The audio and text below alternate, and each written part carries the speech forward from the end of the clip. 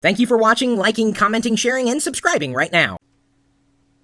I think the last time I changed our furnace filters, I sliced my finger. I made mention of that, I believe, on the live stream at live.pirillo.com. In fact, I think I streamed the changing of the furnace filters too.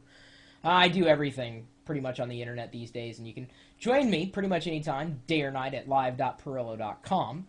I'm not a handyman by any stretch, but I do try my best at taking care of things around the house, making sure things are clean, making sure things that need to be thrown up on the wall are, part of being a homeowner is being proud of your home and taking care of it. I've always been that way, though. Even with my room growing up, I was very, very, very, very neat and organized, and I keep my home running just as efficient. Well, when it comes to home repair, we've got a friend out there, Ted, who had to share his tips with respect to home repair. And he mentions here that his brother-in-law owns and operates a construction company, which he took over from his father some 10 years ago. They were talking the other day on the subject of home repair came up.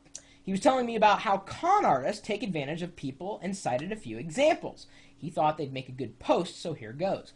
And by the way, yes, while we have not necessarily been victim to any kind of home repair scams, these are something tips to keep in mind as you may face these situations in the coming months or years, especially with the summer months now coming up and likely home repairs needing to happen. Number one, leaky roof. A con artist will try to convince you that water is seeping through the shingles and you should have the shingles removed and replaced. This can cost $5,000 or more. Most of the time, the leak is caused because the sealing around vent pipes and chimneys has deteriorated, or the connections between roof sections have eroded. Replacing the sealant or flashing is a cheap and easy fix. Normally, an asphalt roof lasts 10 to 20 years. You should replace the roof when you see curling or missing shingles, or a large amount of granular material from the shingles collecting in the gutters. Don't get talked into having the old roof removed, which can raise the replacement price by 50% unless your building code demands it. Many towns allow a second or even third roof to be installed as long as the framing can support the extra weight. Beware of a roofer that says you need an entire new deck, the wood beneath the shingles. This is needed in only about 1 out of 1,000 times. Usually only a portion of the deck will need to be replaced, and then only if it's rotted. Number two, basement water.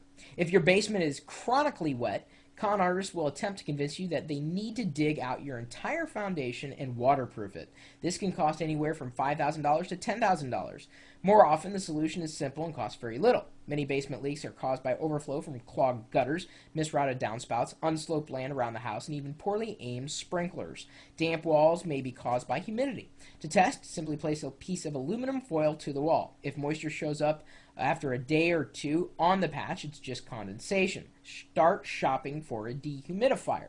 If water is still seeping in, repair cracks in the masonry with hydraulic cement and apply a quality waterproof paint. Number three, termite problem. There are a lot of myths about termites. One of the most common myths is that termites can bring down a house in as little as 6 months. Con artists use this incorrect information to scare you into paying up to $3,000 for unnecessary and shoddy work. The most common termite in the USA is the subterranean, of which there are two main kinds, workers and swarmers. The workers hollow out the wood, while swarmers mate and produce new colonies. They burrow through the soil until water and wood or wood-like products are located. To get into your home, they usually build moist tunnels across the foundation, a clear sign of infestation.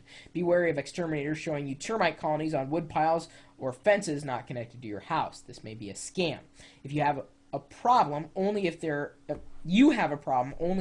is evidence of termites inside your home or close to the foundation. Bugs flying in the home during the spring are another sign of a problem, but these may be simply flying ants. Termites have full waists and even length wings. Ants have a pinched waist and back wings shorter than the front wings. Number 4, mold. Since Hurricane Katrina, con artists have been playing up fears about disease from mold in the home. They try to convince you to pay $300 to $600 on tests to identify the mold and recommend a company to remove it, in which they are in cahoots with. The truth is, healthy people usually don't have anything to worry about. If your immune system is compromised, or if you have asthma or allergies, it might cause issues. Other than that, mold is not dangerous. The CDC doesn't recommend that you get the mold tested, because if it is a problem to the occupants, it should be removed no matter what kind it is.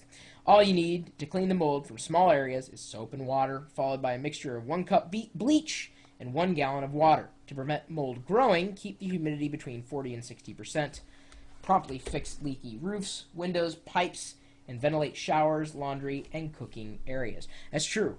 We had massive problems in the house that we were renting in Seattle for a couple of years. And one weekend we came home, and in our closet, the master closet, the ceiling had completely caved in. And so they had to remove the shelving units that were put in, and when they removed it, there was all this black mold in there. Oh, it was insane. It was so bad. Oh, so bad. And I am allergic to mold. I've got hay fever, so pollen and those dust mites, etc., really bother me. So that's something that I really have to watch for here in the Pacific Northwest. But it hasn't been too bad. Number 5, chimney sweep swindle. A chimney sweep knocks on your door and says he just fixed a neighbor's chimney and offers you an inspection for the low price of $39.99. Once inside, he finds a problem and tells you that you need a new liner, for instance. Suddenly, that $39 becomes thousands of dollars. Chimneys can indeed be dangerous, and occasionally a blocked chimney causes carbon monoxide to come into the home, but not as often as chimney sweeps would want you to believe. Experts recommend annual inspections to check for creosote, buildup, and structural soundness. I'm just guessing. I don't know how to pronounce that word. It's not peyote. That's a different kind of problem. This costs between $100 and $250. If cleaning is required, an additional $100 to $150 should be expected. Hire only those that are certified by the Chimney Safety Institute of America. Also, lately sweeps use cameras to complete their inspection. Ask to see the video and have him or her explain as you watch. If he balks, he might be scamming you.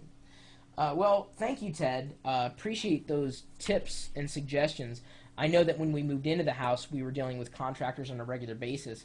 And when we were dealing with the contractors for installing like our media equipment, the ones we decided to go with were the only ones that were talking us down from paying more. And I gotta tell you, they were great. I've made their recommendation for using them to people in the region. When I blogged about it, people emailed me and said, what's the guy's name? How do I get a hold of him? Really nice. And like I said, out of, I think, 4 contractors that we interviewed, which is always a good idea when you're, interviewing for any kind of home repair, get more than 1 bid. If you can, 3 or 4. And only one of them was talking us out of spending more than we needed to spend for the things that we wanted to do. So anyway, thanks again for those tips. If anybody else has any home repair tips, or really watching out for any kind of scam, whether it's related to the home, computers, or whatever, watching out for scams is a something we all have to be cognizant of, because it happens more often than not, and it's embarrassing when we get caught, when we get scammed. It's no fun. So if you have any other, let's see here, what else could we find for scams? I don't think there's any part of this world that isn't subject to being scams.